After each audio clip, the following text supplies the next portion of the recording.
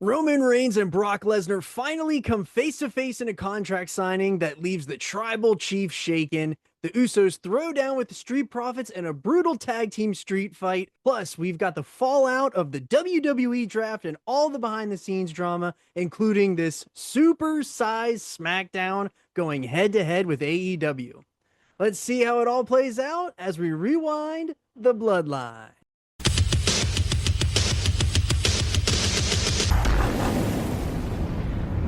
Welcome back to the Bloodline Rewind. I'm Johnny Bakeshow, and this is my beautiful blonde-haired co-host, Teddy Mongoose, as this is part 45. If you missed last week's episode, we covered the WWE Draft, and we looked deeper into the struggles of Paul Heyman and where he stands with the Tribal Chief. If you are new here, hit that subscribe button. It's the best way to support the channel, and it keeps you in the know for when we drop daily Bloodline content. And before we hop into this super-sized SmackDown, Goose, we got some notes on the Observer. So what did you dig up in the dirt, brother?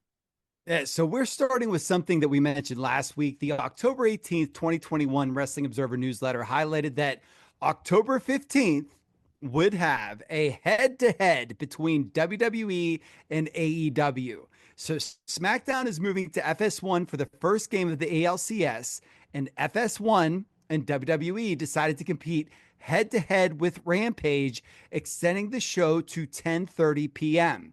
Now, what's important here, SmackDown on regular Fox could not do this because it's a broadcast station.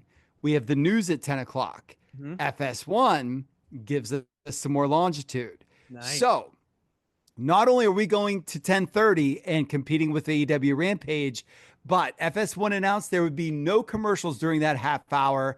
And during that segment, Brock and Roman are announced, as well as Becky and Sasha. So we got big star, big star, big star. So I remember this because I was at a wedding that weekend, and I was so excited because once everything was done, like the pre-wedding stuff on Friday night, I remember that AEW did something a little special outside of Rampage. Oh, they did. And this took me all the way back because on YouTube, AEW announced a pre-show to Rampage that featured Bryan Danielson versus Minoru Suzuki. Yes. And this is 2021 Minoru Suzuki. This isn't wrestling butterbean Minoru Suzuki. Do you know what I mean? Yeah. So this is total dream match. So then after that, WWE follows up by announcing they are going to air a replay of SmackDown from 10:30 to 1 a.m. So the very important thing with this, Rampage just did 1 million viewers in August that year for Punk's debut. It was averaging a 0.29 in the month of September. And for context, SmackDown on August 29th, 2025 did a 0.28 rating. So Rampage is flying high. Right. That SmackDown rating on the 29th was a bottom out rating. So they consistently throughout this year have done 0.3s, 0.4s, but in other competition, and this is what's crazy about where we are in the timeline, there's a Raw at the UBS Arena on November 29th of that year. At press time of this issue, there were only 2,837 tickets out. Yeah. They announced Roman Reigns for that Raw. So unfortunately, we got another Raw that we're going to have to dig up here later. Dang it. And the whole reason here is we got to boost ticket sales.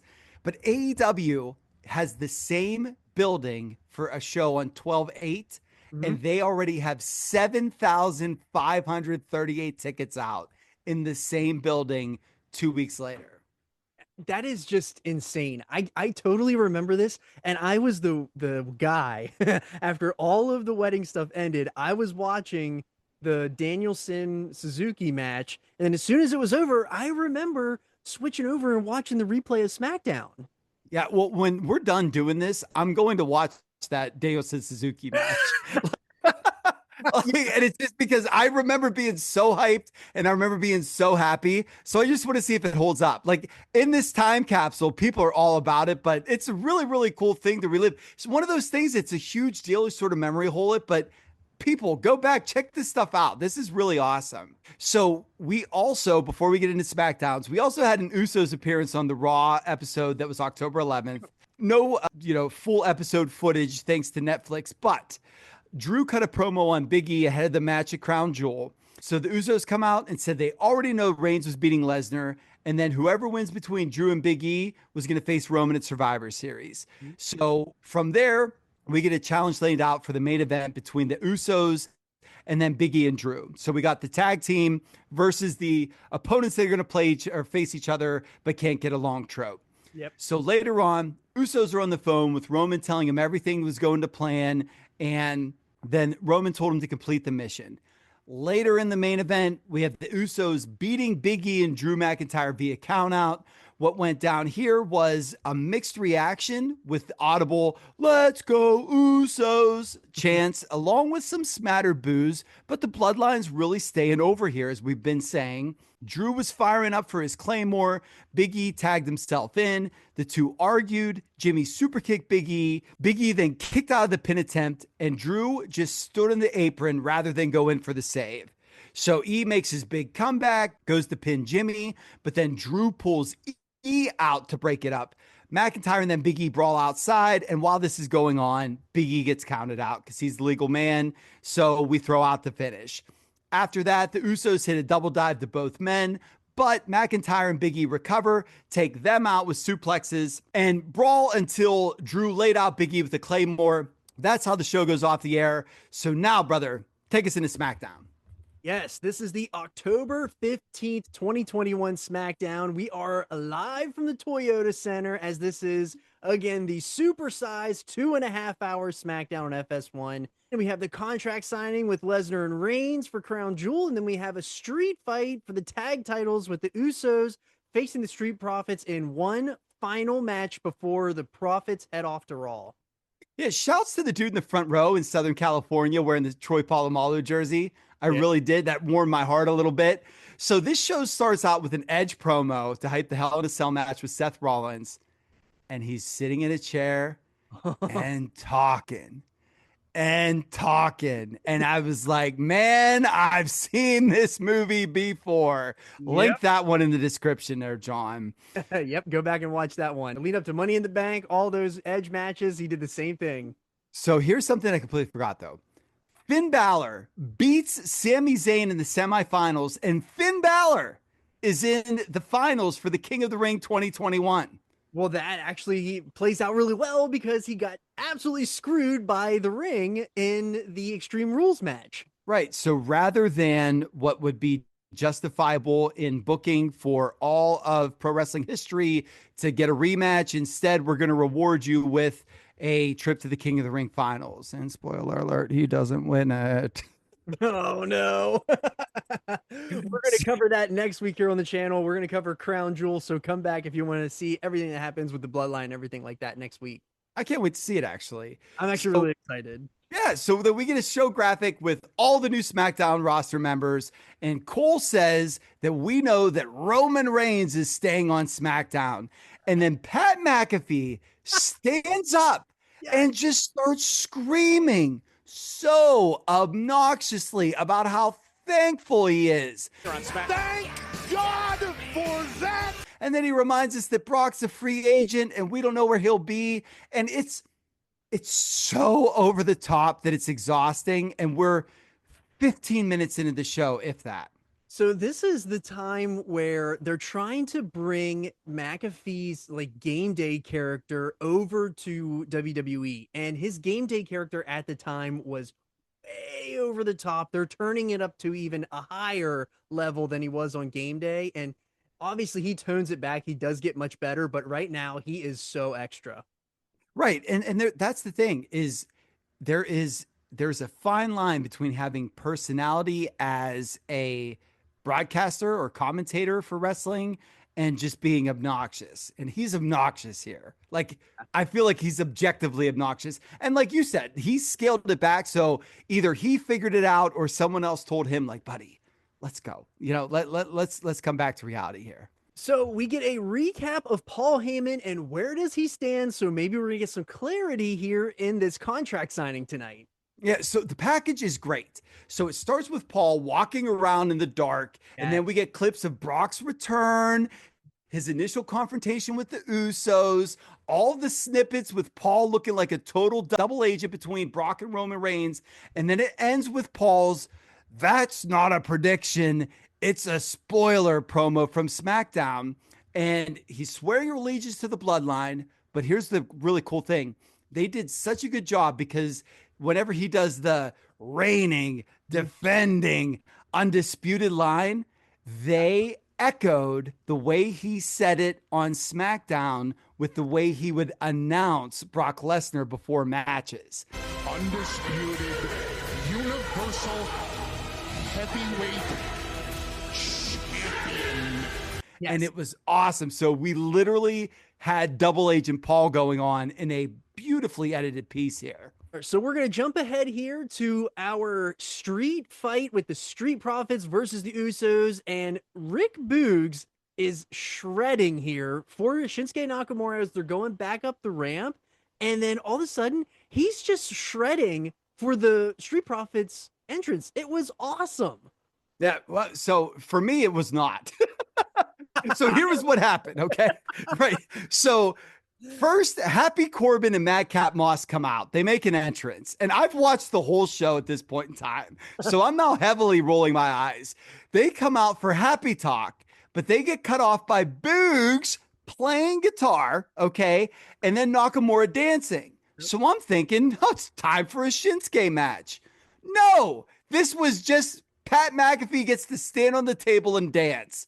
And then the Street Profits come out. Since this is a street fight for the SmackDown titles, the Profits jump the Usos to start this match. And this is the last time that we're going to see these two battle, because after Extreme Rules, the Profits are heading to Raw because they were drafted to Raw. So it's our final time seeing this match, and they've had some good ones here so far.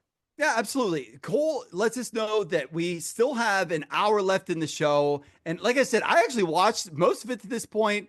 And aside from the Sammy and Finn match, it's been a rough 90 minutes. So I'm excited to get into this. So Dawkins hits a swinging neck breaker on Jay. He rolls him out of the ring as Montez lands a huge right on Jimmy in the ring.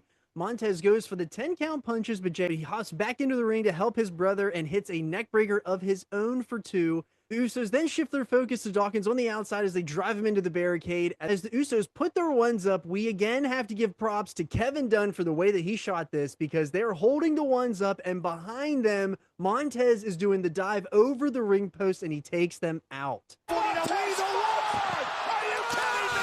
And in my best Excalibur, Tope con Hero! So the Profits are now getting the damn tables, so the crowd is going wild. The Profits are pulling them out, and the Usos come from out of nowhere, and they hit a double tope, taking them out. And we come back from commercial, and Jimmy is sizing up Dawkins, who is now down in the ring. And the Usos have kendo sticks, and they are swinging for the fences on Dawkins. This was insane. Yeah, there's wicked shots here. So the shot Jimmy put across Dawkins' chest was only beaten by the one Jay gave him in the back. Like they literally gave him a Ronda Rousey at Survivor Series level beating with these things. My favorite part was the meme. I thought of the meme from TikTok where that son is standing in the kitchen getting ready to swing the bat. Hands inside, shoot the hips, hands will follow. Keep that butt of the bat in. Butt of the bat in. See that? Triangle. Triangle. Contact. Launch angle. In Usos' hands, swinging for the fences like they're the Dodgers.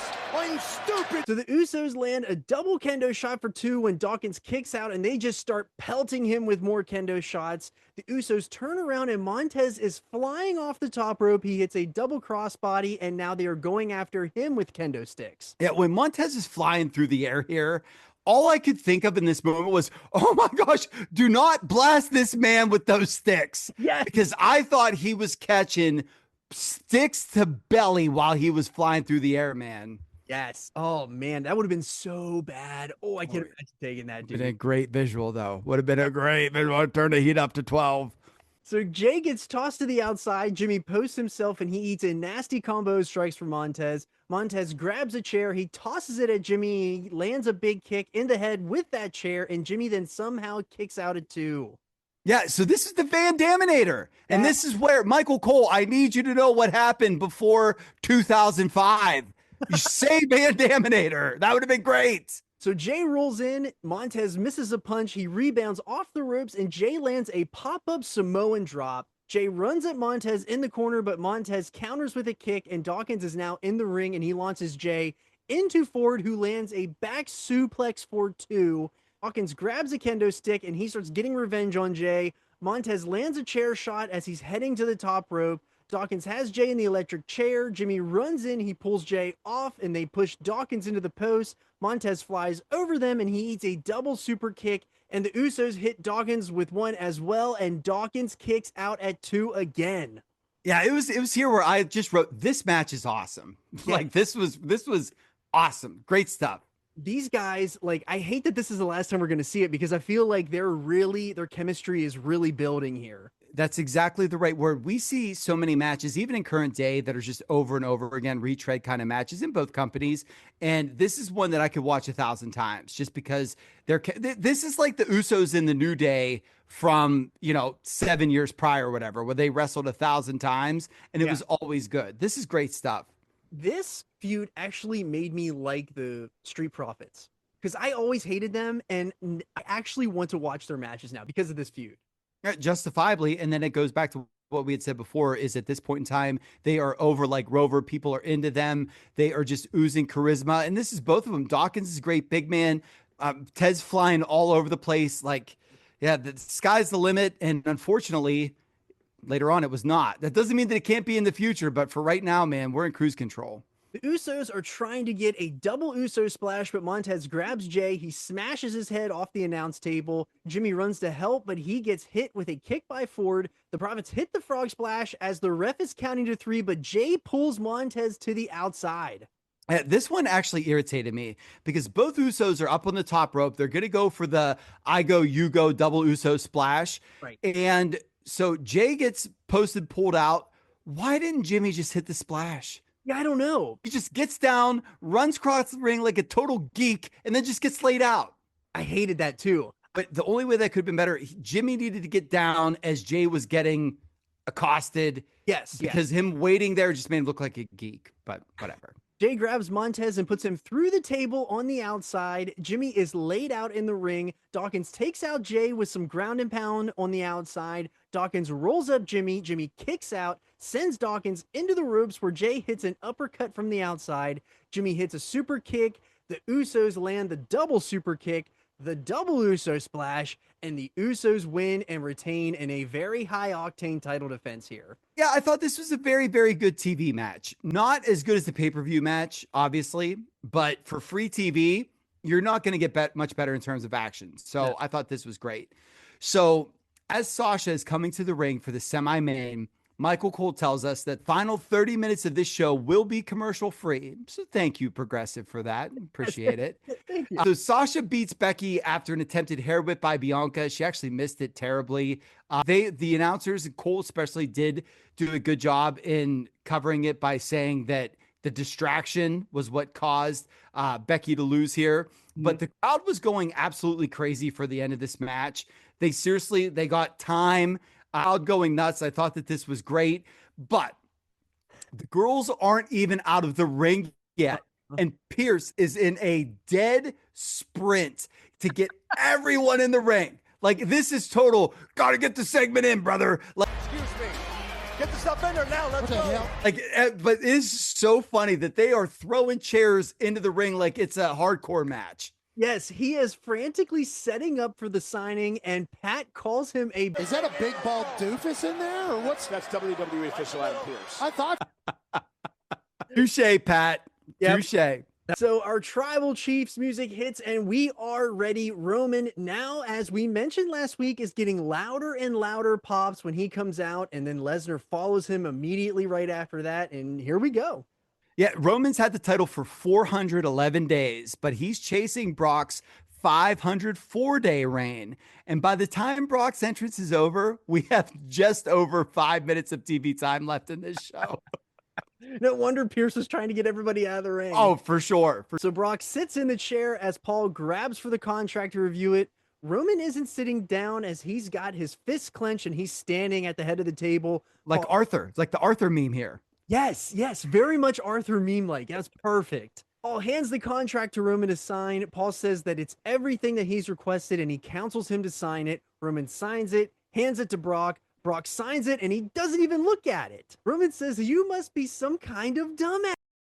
A big dumb farmer, huh? You just sign it without even reading? What's wrong with him? And Brock laughs him off and he says he's already read the contract this morning. I already read the damn contract this morning with my advocate, Paul Heyman. Brock smiles, he hops out of the ring, and Roman is absolutely shook as we are now finally ready for Crown Jewel.